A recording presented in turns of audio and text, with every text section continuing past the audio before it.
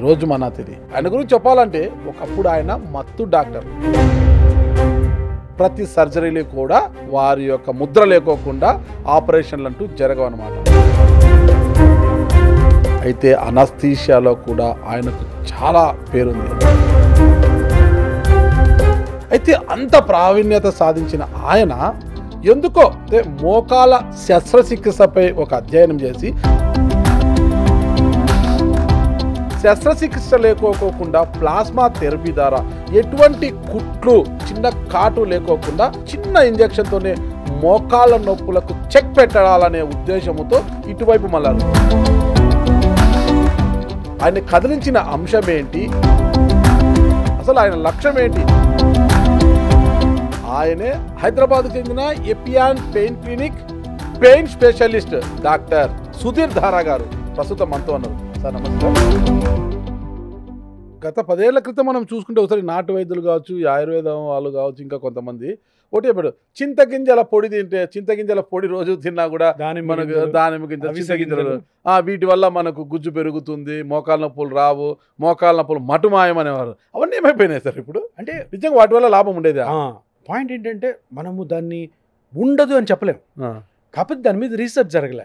So డాక్టర్గా నేను MBBS doctor నేను చెప్పలేను అవిసె గింజలు, చింతపండు గింజలు ఇవన్నీ తింటే వస్తుందో రాదో మనకు తెలియదు. ఎందుకంటే దాని ప్రూఫ్ లేదు. ప్రూఫ్ లేకపోతే మనం ఏం నమ్మం.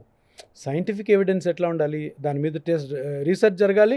రీసెర్చ్లో లేదు ఇవి తింటే పెరుగుతుంది అని ఉంటే మనం నమ్ముతాం. అట్లా లేనప్పుడు నమ్మలేము. నమ్మేవాళ్ళు కొంతమంది తింటానే ఉంటారు. ఎందుకు, సింపుల్ కదా చేస్తే. సో అంతేగాని వాటికి ఇప్పుడు మన 2024 ఉన్నాం కాబట్టి సైన్స్ అన్నది లేకపోతే మనం ఏది ఫాలో కాకూడదు. ఎందుకు కాకూడదు అంటే దానివల్ల సైడ్ ఎఫెక్ట్స్ వచ్చాయనుకో, మన బాడీని మనమే ఏదో జబ్బు లేని దానికి ఏదో కొరివితో తలగొక్కున్నట్టు అవుతుంది అనమాట. మొత్తం మీద ప్లాస్మా థెరపీ ద్వారా ఇంతవరకు మోకాళ్ళ నొప్పులతో బాధపడే వారికి ఎంతమంది ట్రీట్మెంట్ చేశారు సార్?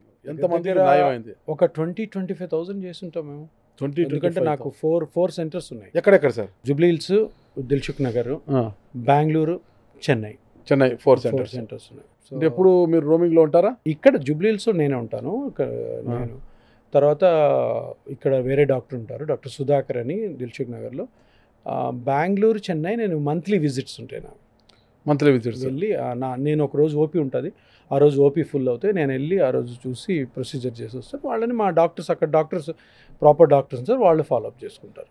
ఓకే. ఒకసారి మీరు ప్లాస్మా థెరపీ చేసిన తర్వాత ఎన్ని రోజుల లోపల వాళ్ళకి నయం అయిపోతుంది అంటే మొత్తం? నయం అన్నది దగ్గర ఈ రోజు స్టార్ట్ చేసామంటే 4 months 5 months పడుతుంది. ఇది గ్రో అవ్వాలి కదా, ఆ గుజ్జు అరిగిపోయింది, గ్రో అవ్వాలి.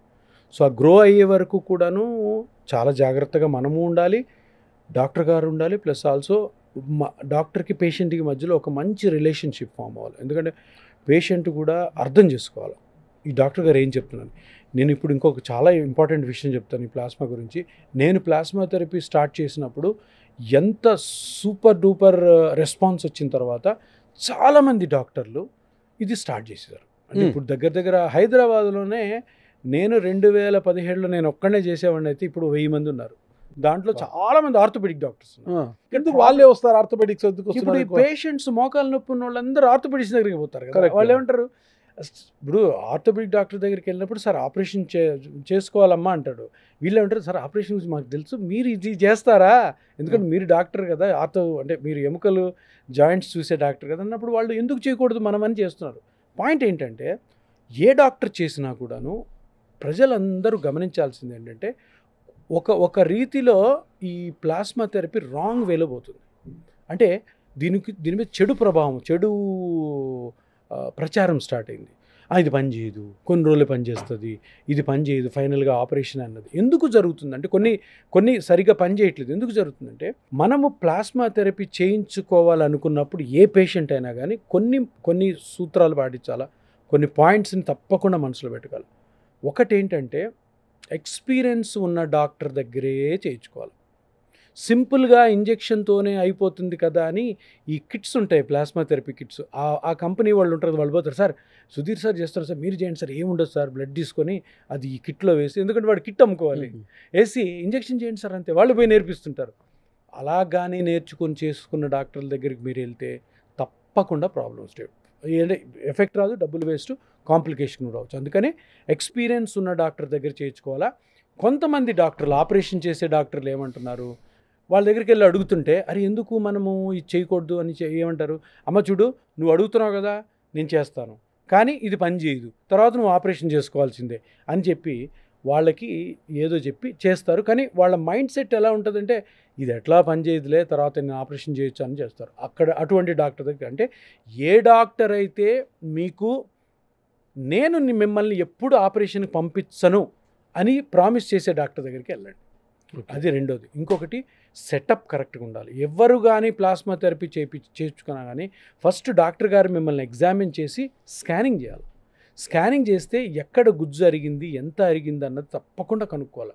కనుక్కొని ఆ పార్ట్లో ఎక్కడ అరిగింది, ఎక్కడ ప్లాస్మా థెరపీ చేస్తున్నాం, ప్లస్ ప్రతి సిట్టింగ్లో కూడా ఎంత పెరుగుతుంది, మీ నొప్పి ఎంత తగ్గింది, ఇవన్నీ కూడా గమనించకుండా కానీ మనము ఎక్కడంటే అక్కడ చేసుకోవడం ద్వారా తప్పకుండా అది ఫెయిల్ అవుతుంది. ఫెయిల్ అయిన తర్వాత మీకు దీని మీద నమ్మకం పోతుంది. అందుకని అందరూ గుర్తుపెట్టుకోవాల్సింది ఏంటి అంటే, ప్లాస్మా థెరపీ చేయించుకోవాలంటే ప్లాస్మా థెరపీ ఎవరైతే ఎక్స్పీరియన్స్ ఎక్కువ ఉందో, ఎవరిదైతే సిస్టమ్ బాగుందో, ఎవరైతే మిమ్మల్ని ఆపరేషన్కి పంపియనని మీకు ఒక మాట ఇచ్చి చేస్తారో వాళ్ళ దగ్గర చేయించుకోవాలి. విన్నారు కదా, అంటే మోకాళ్ళ చిప్పలు అరిగిపోయి నొప్పితో బాధపడుతూ నడవలేని స్థితిలో వాళ్ళంతా కూడా, అలాంటి వారందరూ కూడా ఈ యొక్క అంశాలని చక్కగా క్షుణ్ణంగా వినండి. మీకు నొప్పి ఉంది అనేసి ఏ డాక్టర్ దగ్గరికంటే ఆ డాక్టర్ దగ్గరికి వెళ్తే ఫలితం శూన్యం ఉంటుందండి. ఓకే సార్, ఇకపోతే మనము ఇక మీ ప్లాస్మా థెరపీ దాంతో వచ్చేసారు 20 నుంచి 25,000 మందికి ఇప్పటికే సక్సెస్ఫుల్ చేశారు. ఇంకా బాగా సక్సెస్గా పోతుంది సార్. అయితే ఇంకా కొన్ని విషయాలు, మీరు డాక్టర్ గారు కాబట్టి కొన్ని విషయాలు అడుగుతున్నాను సార్. జనరలైజ్డ్గా కొన్ని విషయాలు అడుగుతున్నాను. ఎందుకంటే మనకు కరోనా 2019 ఫస్ట్ విడత, తర్వాత రెండో విడత అట్లా వచ్చింది. దాదాపు 2-3 ఏళ్ళు మనుషుల్ని అతరాకుతరం చేసేస్తారు. కరోనాలో చాలామంది సార్ ఇట్లా ఒక పిట్టలా రాలిపోయారు సార్ అసలు.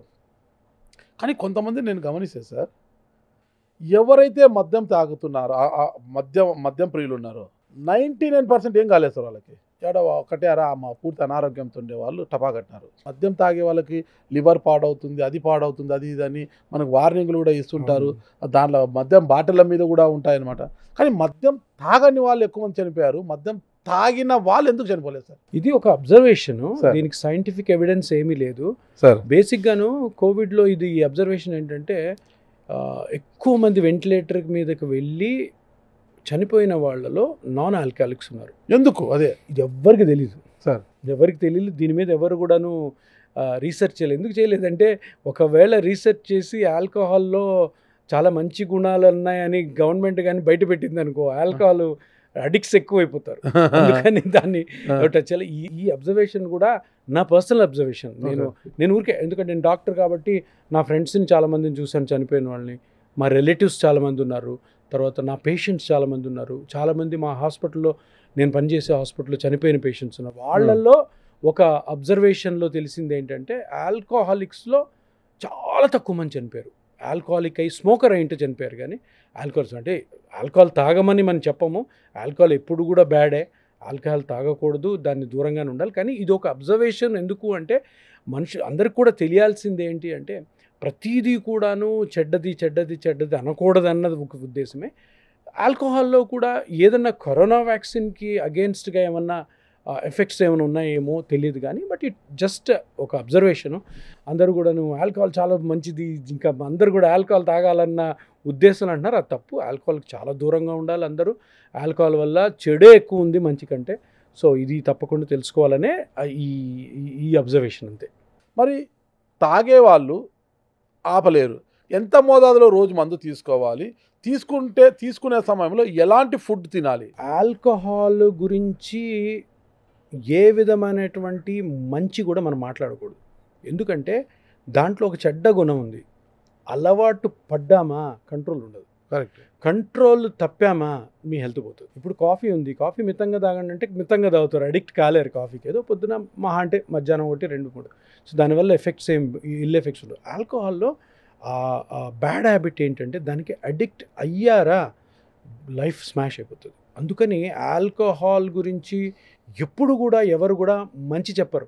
కొన్ని బుక్స్లో, మెడికల్ బుక్స్లో మనం ఏది మాట్లాడుకున్న మెడికల్ బుక్సే, మెడికల్ ఎవిడెన్సే.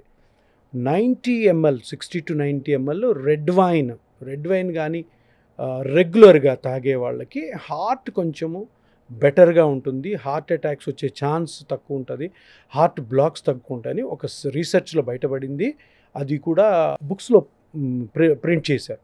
అంతే కానీ ఈ వర్డ్ని డిఫరెంట్గా తీసుకుంటారు. ఎందుకంటే అడిక్షన్కి లోనయ్యే కొంతమంది మెంటాలిటీస్ వాళ్ళు, అమ్మ ఆల్కహాల్ మంచిదంట అని చెప్పి 90 ml కాదు కదా, రోజుకి 3-4 కోటలు తాగేస్తుంటారు. సో అది డేంజరు. అందుకనే మనం ఎప్పుడు కూడాను ప్రజలకి మా ఆల్కహాల్ గురించి మాట్లాడుతున్నప్పుడు ఎప్పుడు కూడాను డాక్టర్గా నేను ఏం చెప్పాలంటే, ఆల్కహాల్కి వచ్చే మంచి కంటే చెడు ఎక్కువ ఉంటుంది. సో అందుకని ఆల్కహాల్ జోలికి వెళ్ళకండి. ఆల్కహాల్ తాగడం వల్ల హెల్త్ బాగుంటుందని నేను చెప్పను, ఎప్పుడు కూడా తప్పది, అలా చెప్పకూడదు. ఎవరన్నా తాగుతున్నారు అంటే ఆపలేని వాళ్ళు ఉంటారు, ఆపాలనుకుంటే ఆపచ్చు. వాళ్ళు దాన్ని మోడరేషన్లో తాగాలి, ఎక్కువ తాగకూడదు. అలా తాగి నువ్వు ఎట్లాగా ఆపలేవు కాబట్టి తగ్గించు, డోసెస్ తగ్గించుకొని స్లోగా మినిమం టు మోడరేట్ లెవెల్లో తాగితే సరిపోతుంది. Thank you sir. మొత్తం మీద ఏ కీళ్ళ నొప్పులకైనా ఏ మోకాల నొప్పులకైనా ప్లాస్మా థెరపీనే సురక్షితం అంటారు. The best. అంటే ఈ నమ్మకం అన్నది ప్రజల్లోకి వెళ్ళిన రోజు మన హ్యూమన్ కైండ్ అంతా కూడా బెటర్ వేలో పోతుంది. ఓకే, అనవసరంగా సర్జరీస్కి వెళ్ళకూడదు. ఓకే సార్, అందరు నమ్మాలి, సర్జరీ చేసే డాక్టర్లు కూడా నమ్మాలి. నమ్మినప్పుడు ప్రతి ఒక్కరు చేయండి, కరెక్ట్ పద్ధతిలో చేయండి, మంచి చేయండి మనుషులకి. ఎందుకు అంత పెద్ద పెద్ద సర్జరీస్కి వెళ్ళడం? సర్జరీ అవసరమైతే తప్పకుండా పోవాలి. సర్జరీ అవసరం లేనప్పుడు కూడా అందరినీ సర్జరీకి తీసుకెళ్ళడం, అది నమ్మడం ప్రజలు అన్నది తప్పు. దాని నుంచి బయటపడాలన్నదే ఈ ప్లాస్మా థెరపీ యొక్క ముఖ్య ఉద్దేశం. ఓకే, ఇది అండి మన ప్లాస్మా థెరపీ సృష్టికర్త అయిన డాక్టర్ సుధీర్ ధారా గారి యొక్క నేపథ్యము అండ్ ప్లాస్మా థెరపీకి ఉన్న ప్రాధాన్యత ఇది.